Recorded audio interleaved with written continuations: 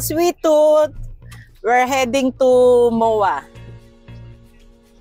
We're gonna watch the first game of TNT and Ginebra.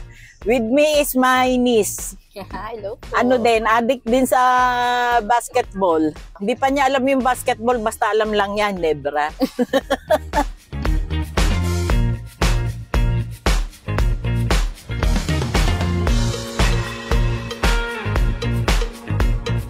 Kasama namin yung anak ko. Papunta na kami doon kasi baka matagal lang, mahaba ang pila pagkuha ng ticket. Sana manalo yung team namin. Team 1. Kahit naman hindi manalo, basta maganda yung game. Maganda. Oh, ano ka? O ka ng o dyan. Say something. Ano sasabihin ko dito? Tita, sino bang inaabangan mong player doon? Sino ba gusto mong Si Brownlee. Si Brownlee talaga. Oo. Sa local natin. Sa local, si Abarientos kasi gusto ko yung mga exhibition ni Abarientos. Pero si Thompson gusto ko kasi napakasipag na player. Baka may makita tayong mga lungs ni Japet. JP inside Japet with the throwdown. Oo, yung mga pasahan nila ni Abarientos saka si Japet. Si Brownlee, kasi 2016 pa nila player si Brownlee. Ilang taon na ba si Brownlee ngayon? Taon na rin siya. Pero tita, kasi may issue pa lang rin na inasthma siya last last practice nila. So, sana makalaro siya tsaka si Troy. Oh, ang galing pa naman ni, RHJ.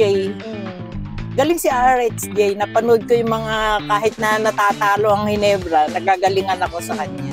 Sana wag naman mapari si Troy kay Arvin Tolentino. Ayun lang. Kasi 'di ba nangunguna sila sa nangunguna sila sa elimination, no?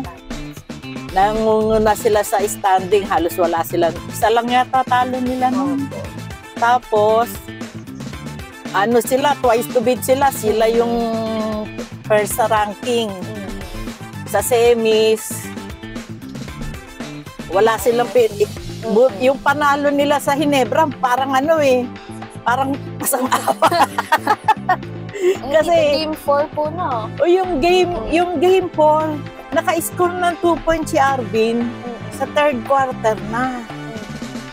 Sana wag naman mangyari kay Troy yung kasi dating TNT si Troy. Wag naman sana mangyari sa kanya kasi ngayon kalaban niya yung TNT. Magaling din naman si Troy. Halos lahat naman sila magagaling eh. Sana favorite ko yan si Thompson. Hindi ko masyadong time. Sorry! Hindi ko masyadong. Kasi naninis eh. Ayun mga idol. Oh, nakita ko kasi yung ilang games na lalo nung yung laban nila sa Meralco noon. Okay. Pero nung siya lutang, di ba? Natalo sila dahil lutang. Parang wala sa sarili. Hindi naman siya sinisi. Nakikita natin mamaya tita NST yan. Pero maglalaro kaya si Tenorio ngayon? Sana maglaro kasi game 1 tita, madami nag-aabang sa kanya. Kaso yan. Hindi ba mapapasabay siya mabilisan eh. Binawasan na rin kasi play time niya. Pero sana kahit saglit lang. Saka mabilisan yung game.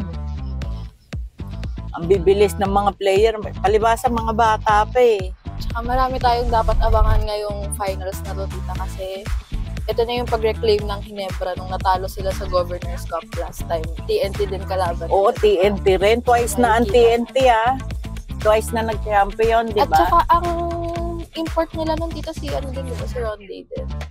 Pagkakaalam ko yung una din. Hindi siya yata. Tingnan natin. Pero sana nagsimula na nanalo sila, twice na silang nanalo. Si RHJ na yung import nila. Ilang finals appearance na ng Ginebra. Lagi silang nanalo sa Governor's Cup. So sana pati ito nakikita natin. Ilang game pa naman. So Dapat, ang kukunin namin ticket is yung nasa likod ng player, yung malapit. Kaso, yung Hirap kumuha ng ticket. nagtingin yung anak ko, wala pa. Pwede na! Nung magtingin siya ulit, wala na. Ubusan po talaga Grabe. ng ticket pag final. Wala na yung ano. Sabi ko, ano ba yan? Kanina wala pang ticket na binibenta. Tapos ngayon wala nang mabili. Gusto lang namin mapanood yung opening game. Yung game 1, syempre, Oo. merong ano dyan. Meron yan silang ceremony sa umpisa.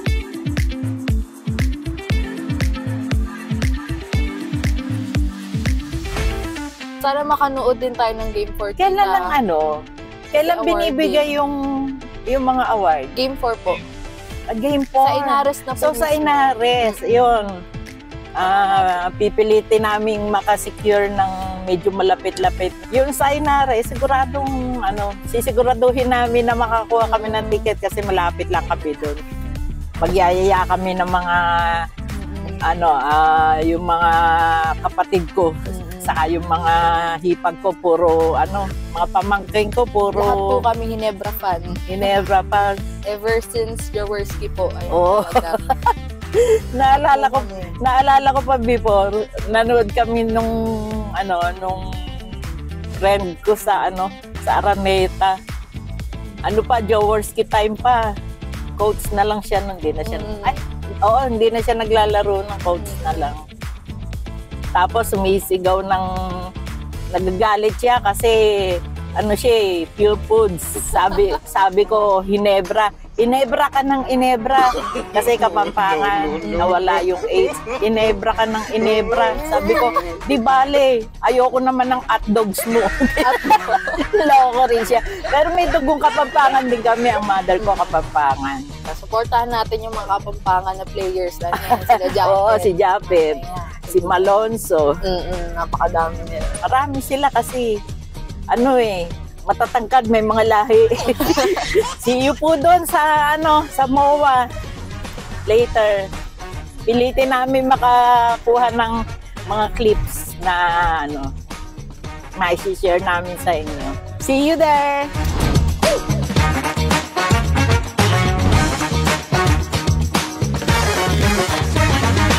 Hi po mga ka-sweet tooth, nandito na po kami sa Mall of Asia Arena para sa first game ng Hinebra San Miguel versus TNT. Kasama ko yung pamangking ko. 20 minutes na lang po. Lapit na mag-start. Malapit na.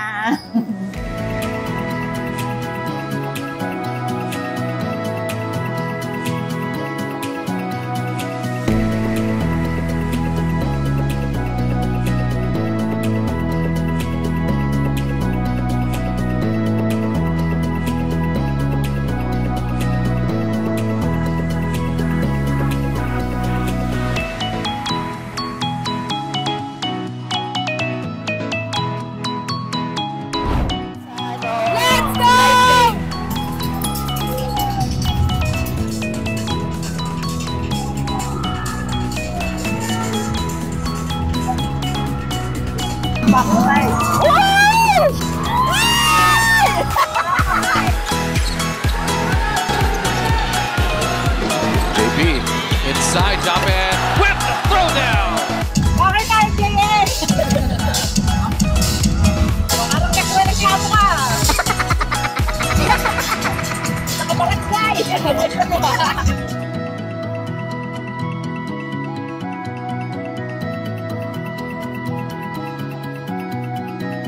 May mga player talaga sobrang galing, nakaka-boosted. Ay, no, tita. Nasa saan? Bigyan kita piluka. At makulay.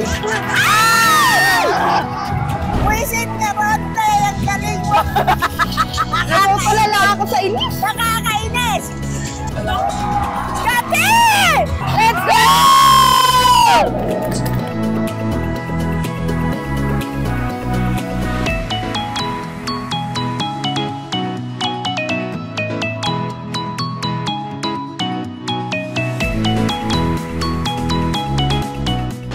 Caruela again. More one-on-one here for TNT. Kelly Williams stops, pops, shoots, and scores. Big shot for Williams. Ang galing nito. Napansin yung magaling na yun? Si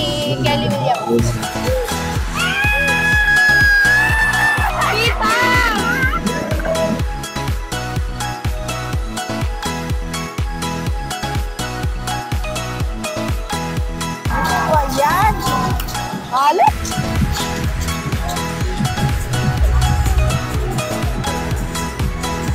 Wiset! Ano ba yan? RR na ba? Bakit pumapasok si ano? Bawal nga yung tito, di ba? Dapat tinetest Si mo. Chot Reyes.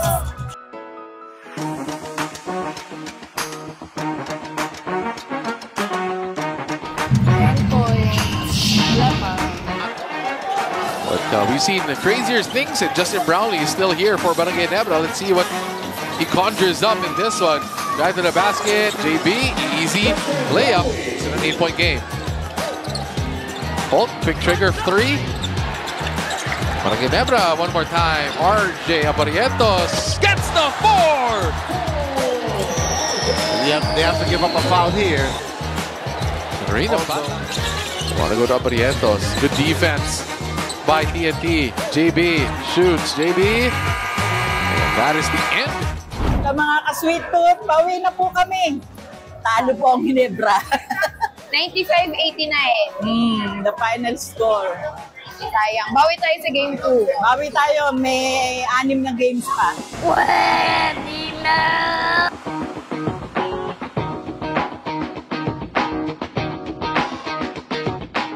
Ang mga ka-sweet tooth, we're having late dinner here at Kenny Rogers.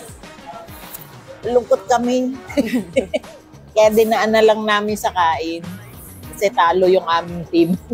Sayang no, tita. Nakakabol pa sana sa huli kaso wala na talaga.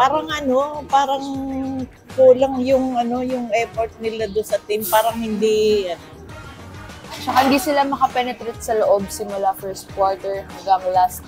Wala masyadong field goals. At sobrang daming turnover talaga kami. Oo. Magaling talaga yung import din talaga ng TNT. Oo, magaling talaga yung BB. Goat pala, goat. Ano sasabi niya? Ano daw? Goat. Di ba goat naman is Sabi mo kasi tita Bibi. Goat na lang. Goat na lang. Magaling naman si Magaling din si Pogoy. Ang galing din ni Pogoy kanina. Magaling naman ang Ginebra. Kaya lang yung play nila kanina, parang hindi pang championship na laro nila. Tsaka parang kulang sila sa teamwork kanina. Parang tamad na tamad sila. Kulang din sa rebound, puro turnover. At saan nung bandang huli, nun lang sila nag-effort. Sayang, kasi naka 4 points po si Abarientos, di ba? Oh, saka yung yung may time na pwede naman open naman sila. Gusto pa nilang mag-penetrate sa loob. Hanggang sa naagawan sila ng bola. Tsaka mahigpit din talaga yung depensa ng TNT kanina. Talagang bantay sarado yung mga players ng Ginebra. Ang baba nga lang na score, di ba? 95-89. 89. Yung mga shoot ni Brownlee, parang parang pag-ibig, nagpapaasa. What? Pumasok na lumabas pa. Parang lahat ng shoot talaga ng TNT pumapasok. Parang ringless lahat ng tira nila. Si Jefferson, binabato na lang niya, pumasok at hindi. May foul pa Nagbe-benefit pa rin siya kasi nakakasabit siya ng di ba? Yun na nabasin ko. Kahit pa paano exciting din yung laro kasi ang daming naging challenge ng head coach. 2 beses nag-challenge si Team Cone saka si Coach Chot. Na lahat successful naman. Kaso Si Team Cone, 1 beses lang. Si Chot ang nakadalawa. Isang beses lang. Nung bandang huli na lang sila naghahabol. Wala nang time Abangan namin yung game 4. Kasi baka yun na huling game. Wag naman! Sabi ko, sana wag naman mangyari. Kasi dating player ng Ginebra si si Tolentino, di ba? Tapos si Troy, dating player ng Ayan, TNT. naging joke din namin yun kanina. Oo. Kasi si Tita, Nagjo-joke lang ako, naging jinx. tinatawag niya si Troy Nazario ng Troyano. Diba? Pinagsasama ko si Troy Troyano. Pero all in all, masaya din naman yung laro kanina. Nakaka-excite. Masaya naman kami. Lalo na pagkatabi mo mga TNT fan. Oo. Kaya lang ginutom kami kasi nga natalo. Ano sa tingin mo ba ang ang dapat gawin ng team para makabawi sila, yung team natin? Siguro more on offense, tita. Parang kinulang talaga. Hindi naman siguro kinulang, pero sana mas mag-focus sila sa puntos sa loob. Hindi lang sa loob kasi parang hindi ma-penetrate yung defense ng TNT. So, sana mas nila yung opensa. Tsaka sa defense din kasi medyo mabilis talaga yung bitaw ng bola ng TNT. Parang medyo hindi natin na babantayan ng maayos yung ibang players nila. Although given naman na magagaling din talaga mga shooter din talaga yung mga player nila. Pero, Kaya nga nakakainis, ang gagaling. Sana makapag-focus ng konti sa opensa kasi bukod sa kulang tayo sa shooting sa loob, pati sa labas, kulang din sa depensa. Oo, tita. Anong masasabi mo kay Chot? Sabi ko nga sa kanya, nakita ko kasi si Chot, padila-dila. Sabi ko, dilaan mo nga rin. Sabi ko dito. Tapos sabi niya, tita, ayoko. Kasi pagka ako nakita, pag ako lumapit dyan, hindi ko yan didilaan. Dudura ko yan. What? Parang mababash naman ako dyan. Ikaw nagsabi nun, di ba? Hindi ko sinabi yun, guys. Edit out. Sabi ko lang, baka magandaan sa akin si Chot. Ano sabi niya? Ano daw?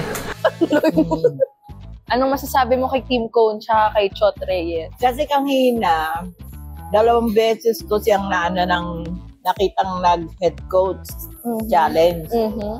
Sabi ko, gusto ko nang palitan yung pangalan niya. Head coach challenge. Ano daw? Ano daw? Challenge. Chot Lens. So, bago na.